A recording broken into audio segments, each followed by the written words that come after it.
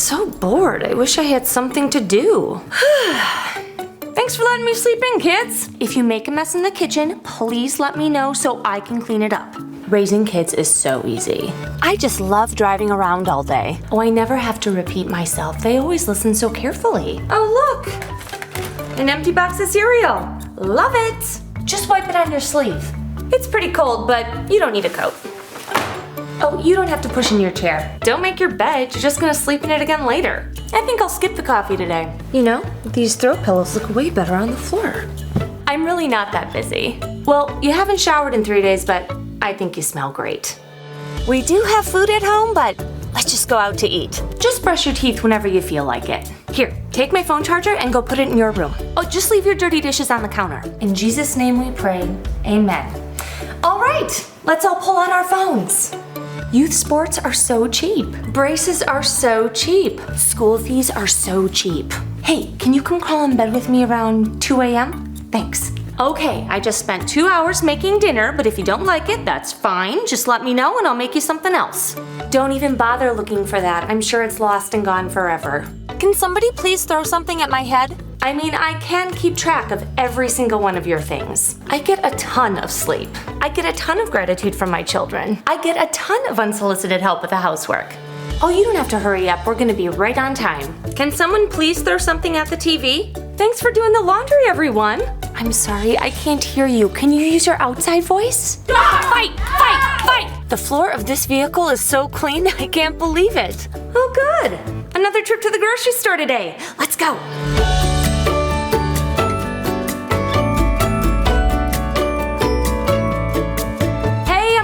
In the shower. Does somebody want to come use the bathroom while I'm in here?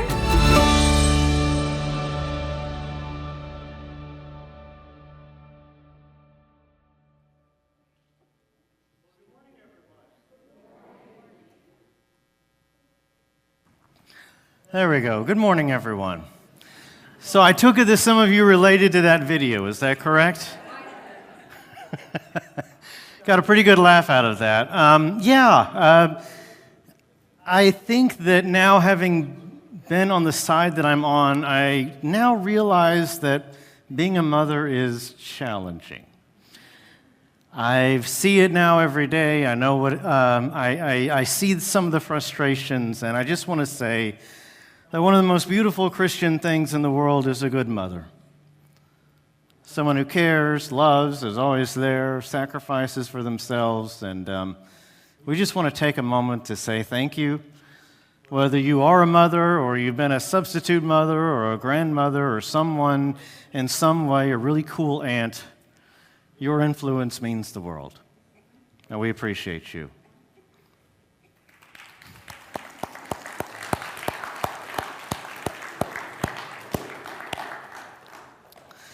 So yes, it takes little things like that to make us laugh and remember how much people mean. So, with that in mind, we have been in a new series. We are calling it The Story, and we are going through sort of this curriculum that takes us through the Bible in chronological order with an emphasis on understanding the grand story, the idea of how God, in his connection with humanity, lost that connection through sin and set about in the pages of history to find us again. That story is spread over 66 books and with 40-some authors in 3 different languages on multiple continents over several centuries, if not millennia. It's a story that all brings us back to the grand question of our main character, who is God. And it is something that every Christian needs to be reminded of and tell themselves time and time again. For the past couple of weeks, we have sort of built up some of the main pieces of this story. So through the story of creation, we kind of picked out our main characters.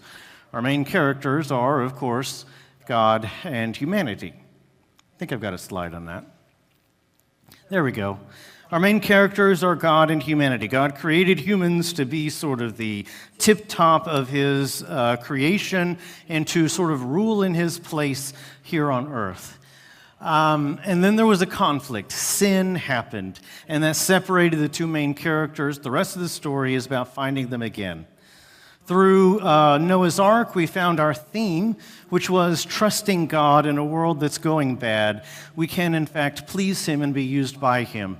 Last week, we said we call that faith. And then last week, we also got into what God's strategy is going to be as He's launched this rescue mission through Abraham and the other patriarchs. His goal is to ultimately build a nation. And that nation, as you know, will go on to reveal who God is to the world and ultimately birth a Messiah and call all the world to join Him. Those are the big outline pieces of the story. But today, we launch into what on one level feels like a small picture story. You know what I mean when I say that? There's the big picture story of God's grand humanity, and then there's the smaller stories of the individuals along the way. Abraham's story, David's story, Moses' story. But today we take it to a singular person who bridges the gap from the patriarchs to the time in which Israel is this budding group of people inside of Egypt. We're going to figure out how that happens, because when Moses comes along, you remember, they're living in slavery in Egypt. This is a story of how that happened. But more importantly, it's a story that tells us a lot about who God is, as that's always our big question. And it's a story that gives us a lot of insight, honestly, into the nature of life and our own individual stories. And so, without further ado, today we will be talking about Joseph. Joseph, you need to know, is the son of Jacob, who at the end of last week was renamed Israel. And he has, in fact, 12 sons, and Joseph is only one of them. Now, on the board, because this is going to be kind of important in the story, and we're going to come back to this a couple of times, I want you to see the different, he has 2 wives and 2 almost wives. This was very Old Testament-y, okay? We do not recommend this in the modern day, all right? But he has Rachel and Leah. Leah has 6 of the 12. He has 2 each through the servants Bilhah and Zilpah. And then he has his favorite wife, Rachel. Now, I tell my wife all the time that she is indeed my favorite wife. She doesn't have to worry about competing with the other wives. But Jacob is a little bit different. He has 4 different women, 12 kids, but he has this really strong focus on the children of his favorite wife. And looking at the board, who are the children of his favorite wife? Joseph and Benjamin. And in fact, the text tells us as much when it says that Joseph is absolutely his number 1. Keep in mind a couple of other things that I pointed out. The oldest is Reuben. You will see the dynamics of oldest and youngest playing out in the story itself. Judah is the one of whom the tribe Judah is named, and who comes out of the tribe of Judah? Kings, including who in the New Testament? Jesus.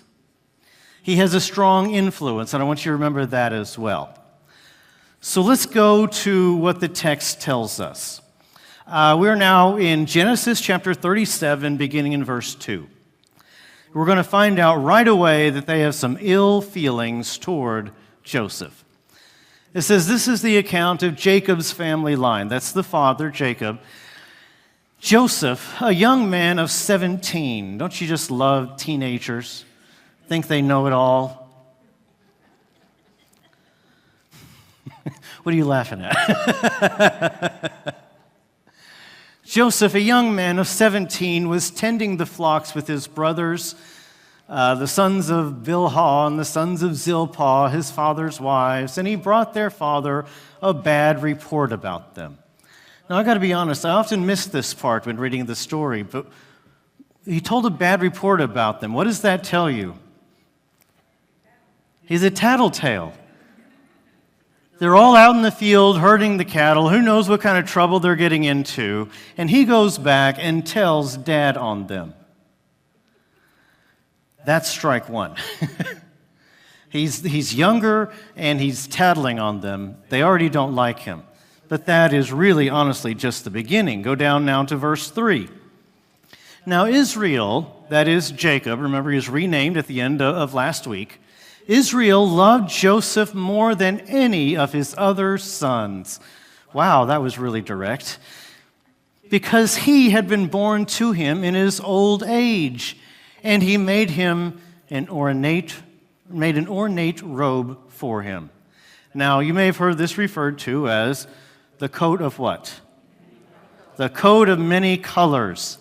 Truth be told, that word translated many colors or ornate, we have no idea what it means. I don't know if you knew that, but in the Hebrew, it's not very clear what is special about this robe. And so whenever, King James era came around, they tried to figure out, okay, what would make a coat really something everyone would want? And so they put down multicolored, and it just stuck. Truth be told, whatever was special about this robe, it was certainly something that they were jealous of. It was certainly special in some way, shape, or form. So the NIV simply puts ornate. And he's given this because he is the favorite. And when his brothers saw that their father loved him more than any of them, they hated him and could not speak a kind word to him. Okay, we have some interesting family dynamics. You have strike one, he's tattling on them. Strike two, he's got this coat of many colors. And strike three, he's going to begin telling them a lot of his dreams. Nothing is going right for young, maybe a little too built up Joseph. In fact, he goes on to tell them these dreams. We're now going to skip a verse, go down to verse 6. And he says it like this. He said to them, "Listen to this dream that I had, guys. Let me tell you, it was a really cool dream. We were binding sheaves of grain out in the field, and when suddenly my sheaf rose and stood upright while your sheaves gathered around mine and bowed down to it." Guys, what do you think that means? And despite the subtlety in this, they got the message. In fact, he didn't have just one dream, he had two.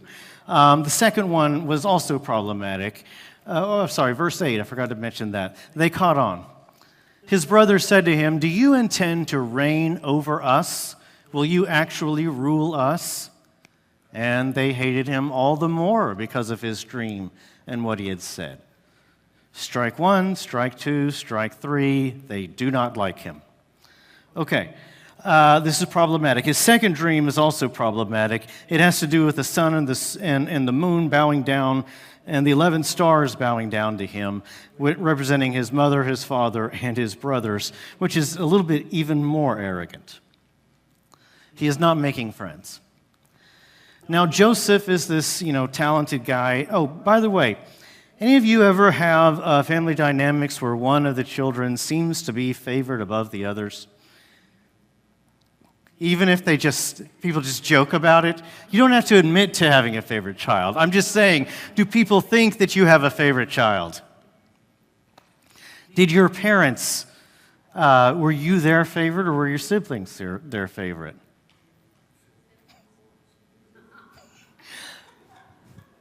Growing up, I have just one sister, okay? She's younger, she's the baby. She's every bit as intelligent and probably smarter than I am. She's also better looking than I am, and she also has more friends than I've ever even met. And yet somehow I'm still the favorite.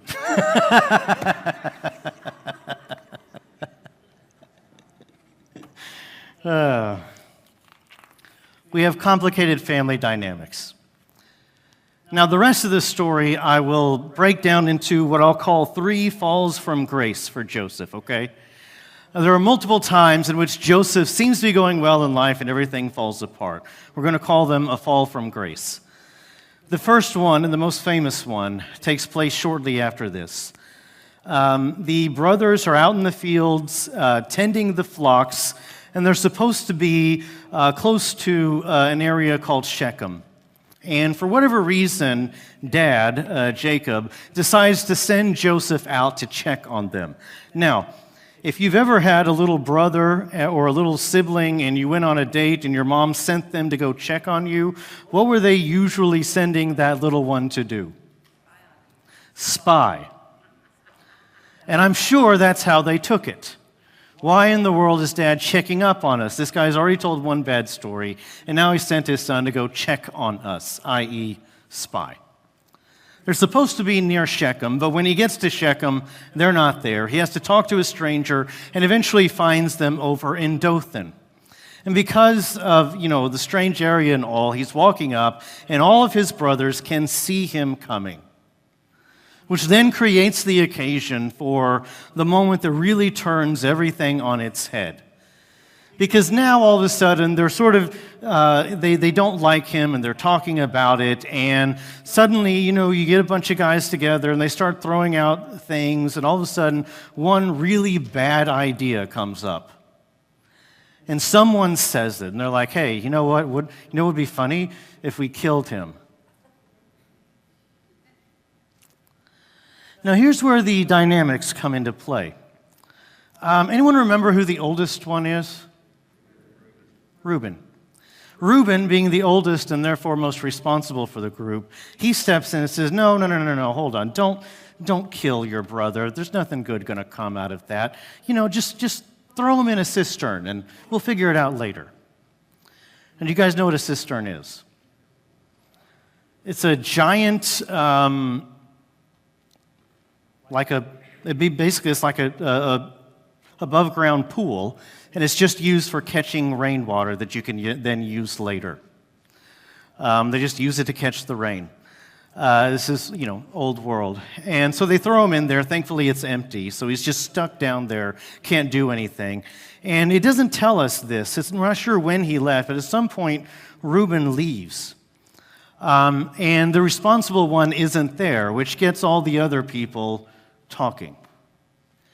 And then Judah, remember Judah, the influential one? He steps in and he's like, you know what? Reuben was right. We definitely shouldn't kill him.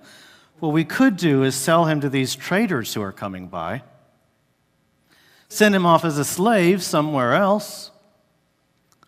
And Judah becomes the guy who suggests it. Well, these traders are coming by and they sell their brother to these others as a slave. Now, of course, they've got to cover their bases. Reuben comes back from where he was, whatever he was doing, sees that his brother is gone, and scolds them about it. Like, what were you doing? I leave for 5 minutes, and now we only have 11 brothers? And so they decide that the best way to do it, and this is a key symbolism, by the way, they strip him of his robe. What robe is that? The multicolored, ornate, whatever it is, fancy robe. It's stripped, and they dip it in goat blood so they can tell their father that he was attacked by a wild animal out searching for us. The lie has happened. He's been betrayed, and everything is now different. By the way, another little tidbit for you. Does anyone know at what price he was sold? I believe it's 20 shekels of silver. How much did Judas get for betraying Jesus? 30. I thought they were the same. Now I got to look and check it. Did I write it down wrong? I thought it was 20. I don't know. It doesn't matter now. Hold on. I'm going to find this. It's going to bother me.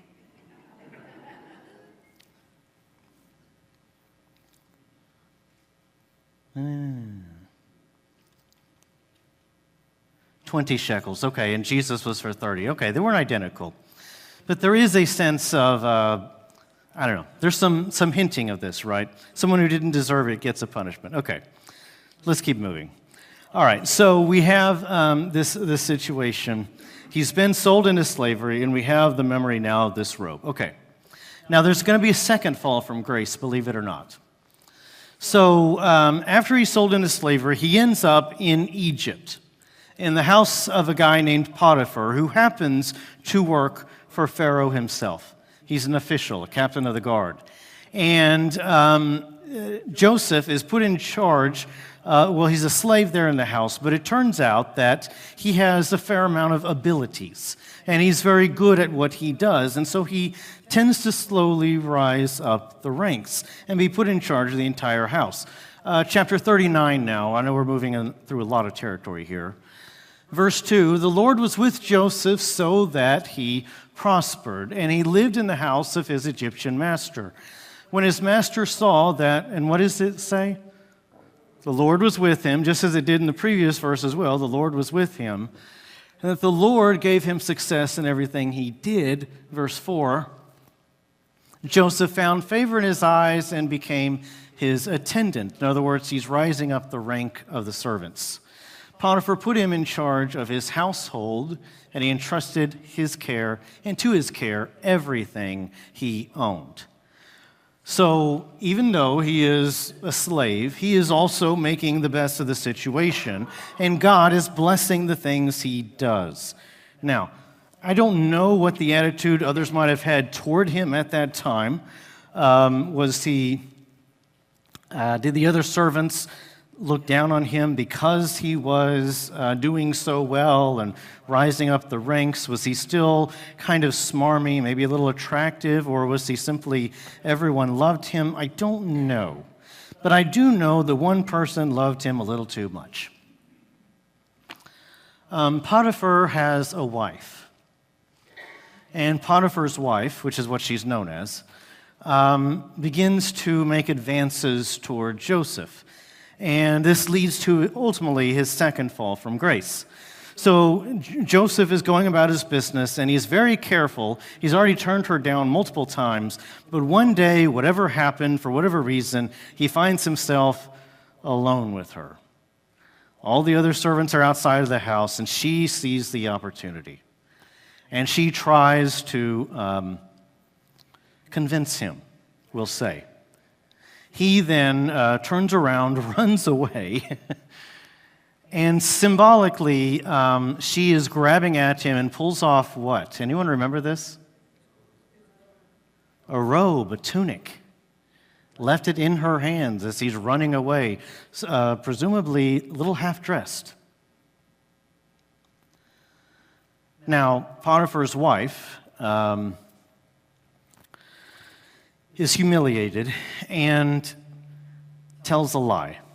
When her husband comes home, she lies and says that he was coming on to her, that he was trying to take advantage of her, so on and so forth.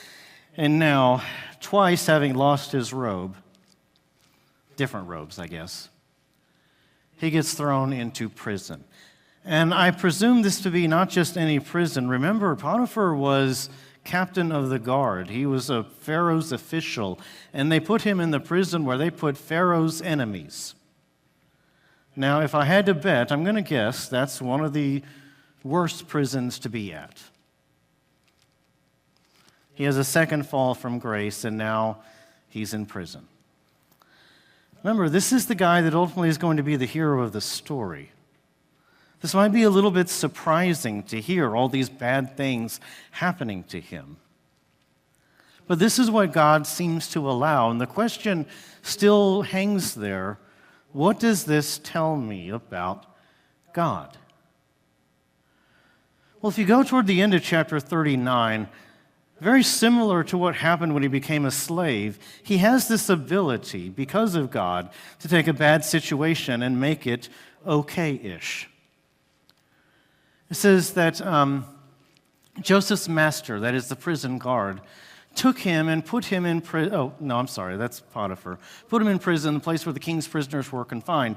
But while Joseph was there in prison, what does it say? The Lord was with him. Seems like that's an important theme, doesn't it? And he showed him kindness and granted him favor in the eyes of the prison ward. We'll keep going a little bit. The warden put Joseph in charge of all those held in the prison, and he was made responsible for all that was done there. The warden paid no attention to anything under Joseph's care because the Lord was with Joseph and gave him success whatever he did. So here he was, a slave in faraway Egypt, and the Lord is with him. Now he's in some kind of a dungeon or a prison, a king's prison of all of them, and once again the Lord is with him. And once again he rises up the ranks, and once again makes the best of a bad situation, and suddenly has a certain amount of responsibility. It's funny, the resilience you see hanging in there, right? It's also interesting, the faithfulness of God. Now, this situation, believe it or not, leads to what I'm calling a third fall from grace. It's a little bit different, but it's nonetheless very troubling. So this is the part of the story where we find out that Joseph not only has dreams, but he interprets dreams. And dreams play a very important role. And so here in prison, he meets two people who somehow got on the bad side of the king. One of them was the king's cupbearer, the other his chief baker. And for whatever reason, they've gotten on the bad side of the king and they are thrown into prison. And one day, Joseph is over them and gets to know them. And I imagine there's not a whole lot of people to talk to down there, You make friends. And one day they come to him saying that they've had a dream. And this is where we learn some really interesting things. We're now down to chapter, 40. Okay, and it says, we both had dreams, they answered, but there is no one to interpret them. They believed in the ancient world that dreams would give you some knowledge into the beliefs or the feelings of the god or gods or the future or whatever, and they're lamenting that they both had these weird dreams. I don't know what they fed them that night, but they need someone to interpret it. And then Joseph said this, and I do find this to be rather key. Do not interpretations belong to who? God. Tell me your dreams. And so they go on and tell him these really crazy dreams. The cupbearer. The cupbearer has a dream that he's got a bunch of grapes and he's squeezing them into the king's cup and then handing them back to the king to drink. And Joseph hears the dream and tells him, hey, you know what, this is really good news. In 3 days, you are going to be restored to your position and everything is going to go well for you. And he's like, wow, thanks, that's really cool. And then the chief baker, who now heard this good news, decides, I need him to interpret my dream too. So the chief baker, his dream had to do with a basket of bread that was laying on his head, and birds were coming and eating it. And the way the story is told is sort of almost darkly humorous. He had told the cupbearer, your head will be lifted up and you will be in a better place. And he tells the baker, he says, your head will be lifted up off of your body and then you will die. It's really kind of sad. But he gives them this news, and of course, if you know anything about the story, what happens in 3 days? Everything Joseph predicted happened. And so Joseph gives the cupbearer a plea. He says, please, please, please, once you get restored to the king, please don't forget about me. Please put a good word in me and let me get out of here. Please, please. And he says, no problem. As soon as I get out of here, you're the first thing I'm going to talk about. Jump down to verse 23. The chief cupbearer, however, did not remember Joseph, and he forgot him. That's what I'm calling his third fall from grace. It leads to 2 more years in prison. 2 more years to sit around and think how he got in this situation. He was supposed to be this important person, the son of the child of promise. He was supposed to be elevated and others bow down to him. He was supposed to be in this great spot. Yet one downturn after another has happened in his life. He has been sold into slavery, thrown into prison, and then forgotten in prison. And everywhere along the way, it says that the Lord was what? With him. And there's one more giant turn of events that is extremely profound. And you may know some of this from stories growing up, or you may have some idea where it ends, but let's talk through it a little bit. So this guy, Pharaoh, he's in charge of all of Egypt, happens to have not one, but 2 dreams. And Pharaoh decides that these are so important and so compelling that he cannot trust his advisors to interpret it correctly. And so he says that you cannot just interpret it. You have to tell me what I dreamed. That's how I know that you got this message from God. So he goes to his diviners, really, his advisors, and says, can you tell me the dream that I had? And they say, that's impossible, Pharaoh. How? No one can do that. You're giving us an impossible task. And then finally, this little cupbearer remembers something. He knows a guy. You know how you have people who always know a guy? Do you have anyone like that in your life? Like any problem comes up, I know a guy. He knows a guy. And so they bring Joseph to him, and Joseph comes up, and Joseph is able to not only interpret the dream, but tell it to him. So it turns out that the 2 dreams were almost exactly the same. They just had different images. The first one was of 7 fat, healthy, gleaming cows that get eaten up by 7 really skinny, unhealthy cows. Kind of a strange dream. My dreams don't usually have as many cows, but they're just as strange. And then the second one is similar, only there are 7 healthy heads of grain and 7 very thin stalks of grain, and the stalks of grain eat the thin ones eat the healthy ones. Okay, very similar. And Joseph tells him these dreams, and then he goes on and interprets it for him. And then he goes on and gives him advice based on his interpretation. So Joseph goes to the king and he says, look, just so you know, these were the same dream. They have the same message. And what they mean is that there are going to be 7 years of plentiful crops and harvest, and then there are going to be 7 years of famine. And since we know that to be the fact, and I got this from God himself, which he credits, I think what you should do is to save up your funds and your crops and your food during the first 7 years, so that you then have food to share during the 7 years of famine. Not only has he interpreted the dream, he's also given him wise counsel on it. And the Pharaoh is so impressed that he turns around and gives him charge of the entire project. Okay, that's a great idea. Why don't you do it? If you ever come to me with a great idea, I might just look back at you and say, that's a great idea, now you do it. But that's what he says. In fact, there's a really profound moment, chapter 41, verse 39. It says, then Pharaoh said to Joseph, since God has made all this known to you, notice the recognition there is no one so discerning and as wise as you. You shall be in charge of my palace, and all my people are to submit to your orders, and only with respect to the throne will I be greater than you. Talk about a turnaround of events.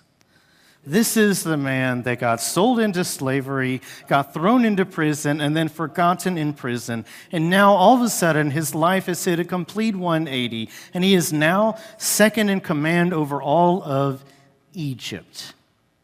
This is a profound message of God being with someone and then turning their fortunes around and raising them up to a higher place. I mean, honestly, we could end the story here and it would be a brilliant message of the goodness of God and His ability to restore people out of brokenness. And we could simply leave it there.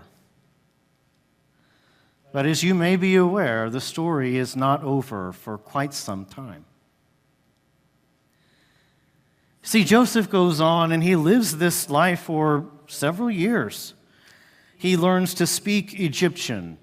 He dresses like an Egyptian. He shaves and is done up like an Egyptian. He marries an Egyptian wife. He is as fully into the customs of Egypt as can possibly be done. And the really interesting happenstance that takes place is that the famine was not just localized to Egypt. Those 7 years of famine spread through the entire region, including places like Israel, and including families that lived in Israel like what? Joseph's own family. And so because Egypt is the only place that has food, because Joseph advised them to make sure they had food, everyone is traveling to Egypt to get food, and they all have to go through whom? Joseph. And so one day, his brothers, the ones that abandoned him, walk in, and Joseph immediately recognizes them, but as you can imagine, they don't recognize him. I mean, it has been years and years. He is done differently. He's speaking another language. He is powerful and mighty. He's out of context. I mean, to be honest with you, Macon can't even recognize his teacher when they're not in the school building, you know? Let alone your brother from decades ago. And so they don't recognize him. And then all of a sudden, he has these decisions to make about what he's going to do. And so it's almost like he doesn't know what to do. And so he immediately accuses them of being spies and throws them into prison for 3 days. And I know this doesn't sound like a real righteous thing to do, but bear with the story a little bit. And while he figures out what to do with them, and so finally, once he's decided, okay, I need to know if they have changed. I need to know if they still think about me. I need to know if anything else has happened. I need to know if everybody's healthy and alive. Is my dad alive? What about my youngest brother, Benjamin? Remember, Benjamin was his only full-blood brother and the youngest of the group? I need to know what's going on with them. And so he comes out, he gets them out of prison, and he looks at them and he tells them, he says, look, I'm worried that you're spies, but you've told me this story about your dad and your youngest brother, and so I'm going to need you to prove it. I will send you home with the grain, but I need you to leave one of you behind. Not only that, I'm going to leave one of you behind here in prison, and I want you to come back with your youngest brother. I think you told me, what was his name? Benjamin, something like that? Bring him back, and then I'll know you're telling the truth. And there's this really fascinating moment that I think has a lot to do with what comes to follow. This is chapter 42, verse 18. Notice the brothers are speaking to one another in their language. Joseph has been speaking in Egyptian. They don't know who he is. But Joseph can overhear them. On the third day, that is while they were in prison, on the third day, Joseph said to them, do this and you will live, for I fear God. Interesting point there. If you are honest men, i.e. not spies, let one of your brothers stay here in prison while the rest of you go and take grain back to your starving households. I'll give you some food, but if you want your brother, you got to come back. Verse 20. But you must bring your youngest brother to me, so that your words may be verified, that you may not die. And this they proceeded to do. Okay, that's the plan that I explained. Let's go one more verse. They said to one another, the brothers, surely we are being punished because of our brother. Now he's just overhearing this, right? But what brother are they talking about? Joseph. Joseph is hearing them talking about him. Maybe we're being punished. Why all this is happening to us? Because of what we did to our younger brother. It almost sounds like maybe they have a little bit of what? Regret. Guilt. We saw how distressed he was when he pleaded with us for his life, but we would not listen, and that's why this distress has come upon us. We get even a little bit more. A little bit more. Verse 22. Reuben. Now, which one is Reuben? The oldest one, the responsible one, the one that told them not to do it. By the way, does Joseph know that Reuben argued for him? He would have no way of knowing that. Reuben replied, "Didn't I tell you not to sin against the boy? But you wouldn't listen. Now we must give an accounting for his blood." In other words, the classic "I told you so." And now all this is coming on them. And Joseph learned something. Hey, Reuben, my oldest brother, actually argued on my behalf. I didn't know that. And he seems to have sort of this emotional response. Verse 23, they did not realize that Joseph could understand them since he was using an interpreter. Verse 24, he turned away, Joseph did, from them and began to weep. And then came back and spoke to them again once he'd gathered himself. And he had, instead of Reuben, the oldest brother, he had who? Simeon taken from them and bound before their eyes. Why Simeon? He's the next oldest. Reuben was innocent. Simeon's the next oldest. He represents the rest of them. Simeon has to stay. So, he makes Simeon stay as basically in prison there. He sends the rest back with their food and sends them home. And they have to tell their father that Simeon's not coming back unless we take who up? Benjamin, whom he cares about because that's his youngest brother and his only full brother, the other son of Jacob's favorite wife. Now, what do you think that Jacob or Israel, the father, how do you think he responded when they said, hey, we need to take Benjamin back? He's like, no way. No, I don't care about that Simeon guy. This is my youngest son. This is my baby. This is the only son I have left of my favorite wife. You are not taking him anywhere, is essentially what he says. And I don't care. You brought lots of food. We'll just make do with this. Unfortunately, we happen to know that famine was going to last a long time, right? 7 years. Even if that's not literal, it could have been longer because 7 years is completeness, like a big time, right? And so it goes on, and eventually they run out of food again. Now what are they going to do? If they go back to Egypt without their brother, they're all getting arrested for being spies. And they can't take their brother because what? Dad won't let them. So now they've got to do some convincing. And it's funny, one particular guy steps up and promises and guarantees his safety. That brother is, anyone want to guess? Judah. Influential Judah. Judah comes to his dad and says, look, I know your feelings, I understand them. I'm a little insulted, but I understand them. I will personally guarantee Benjamin's safety if you will let us take him up to Egypt. And finally, Jacob relents. And so they bring Benjamin, and they take him back to Egypt, and they appear before Joseph again. And Joseph is, of course, quite amazed to see his brother, that all is well, that things are good. And so he begins to test them again. He tests them one more time. And he does it this way. It's a little manipulative, but it's really smart. So after they celebrate and eat, and they're all together, including Simeon, He sends them back with all sorts of grain and food and things to survive, only he does one really tricky thing. He takes this really nice silver cup in Egypt and he hides it in one of their bags on the pretense that he can accuse them of stealing it. And guess which brother's bag he hides it in? Benjamin. Which creates an opportunity for a really big test.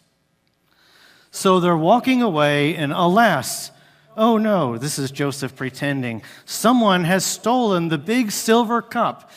Hunt them down and figure out which one of them stole that cup. So the soldiers run out and they stop them and they accuse them of stealing and they say, we would never do that. None of us has it. In fact, if one of us does have it, they can go back and be your slave forever.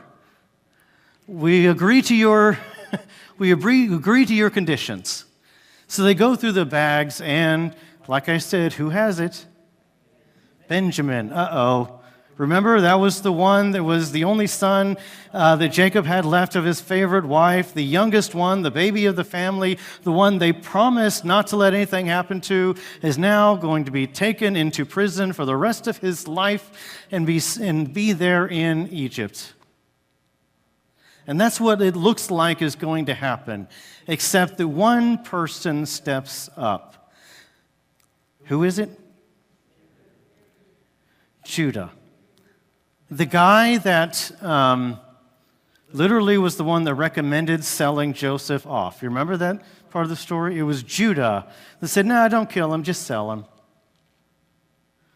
Judah, the one that, in another story that we don't have to tell right now, didn't look too good in the Judah and Tamar story, which is hidden in the middle of this. We're not going to get into that right now because we don't have that kind of time. Judah, the one that promised his dad, I won't let anything happen to this boy, gives a speech. Let's go to the speech. We are now in chapter 44. Notice how much ground we have covered. Verse 30. This is the sort of the end of his speech to Joseph, pleading for help. So now, if the boy is not with us, referring to Benjamin, when I go back to your servant, my father, and if my father, whose life is closely bound up with the boy's life, sees that the boy isn't here, he will die. Your servants will bring the gray head of our father down to the grave in sorrow if this happens. Verse 32. Your servant I guaranteed the boy's safety to my father. I said, if I do not bring him back to you, I will bear the blame before you, my father, all of my life. I said that I was personally responsible for this boy. Verse 33. Now then, please, let your servant, who's that? Me. Judah, let me remain here as my Lord's slave in place of the boy, and let the boy return with his brothers. How can I go back to my father if the boy is not with me? Do not let me see the misery that would come on my father.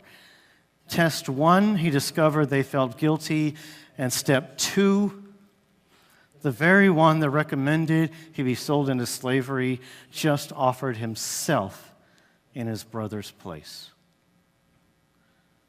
Test 1 passed. Test 2 passed. And now all of the pretenses and all of the hiding and all of the masks break off.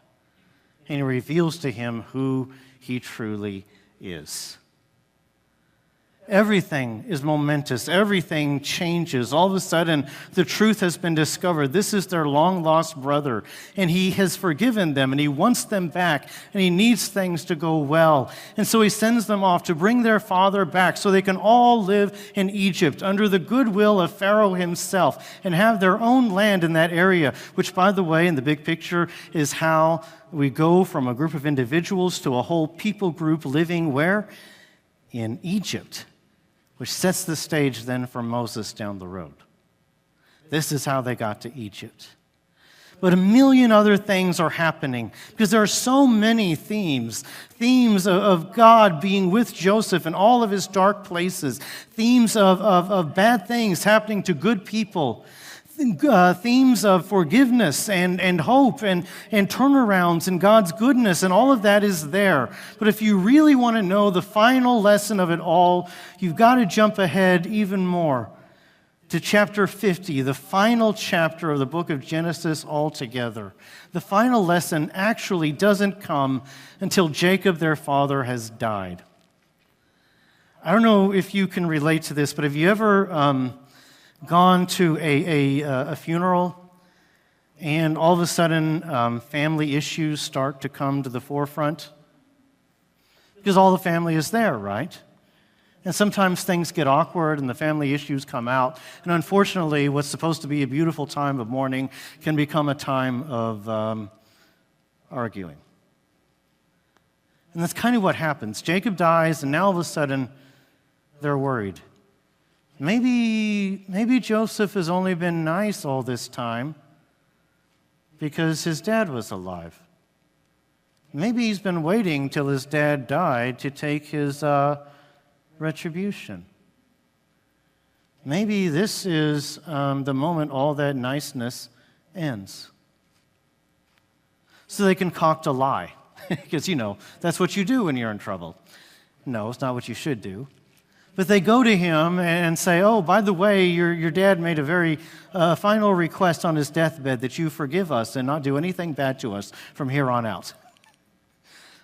I kind of wonder if Joseph believed them. I don't know, it doesn't say. Here's what it does say.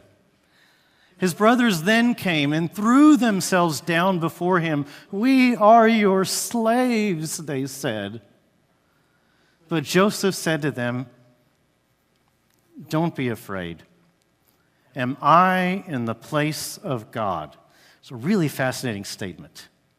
Is it really my place to do the judging? Is it my place to make all things fair in the world? Is it my place to take my power and use it to hurt you or strike down my own family, or even to overrule the will of God in creating this nation through us?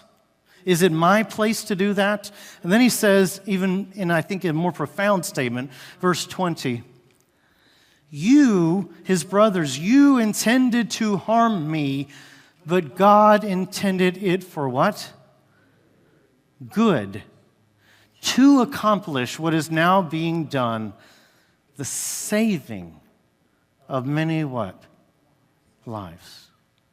In other words, had I not been in this position and that famine had happened in the land and we never got this food, what would have happened to the people of God?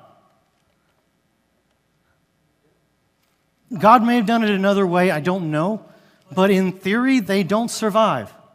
In theory, that strategy of building a nation doesn't happen.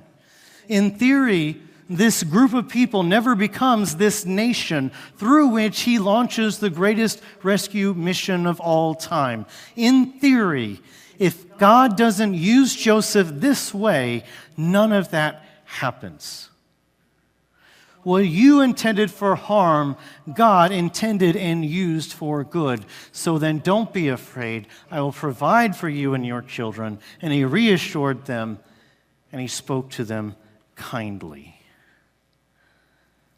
You want to know what we learn about God in this story? We learn that he's with us when things are bad. We learn that sometimes our plan and his plan don't always align.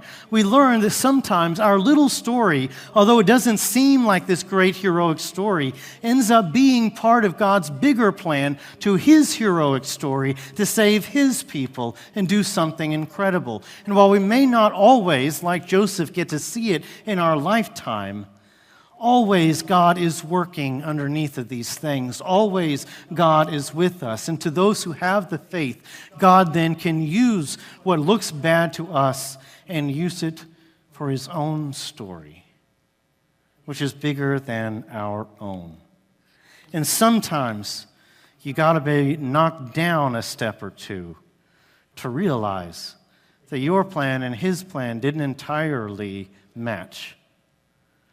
But if all that hadn't happened to Joseph, we wouldn't be talking about him today, would we? You see, ultimately, God's plan was bigger than Joseph could have ever imagined. And that is what we learn about God in this story.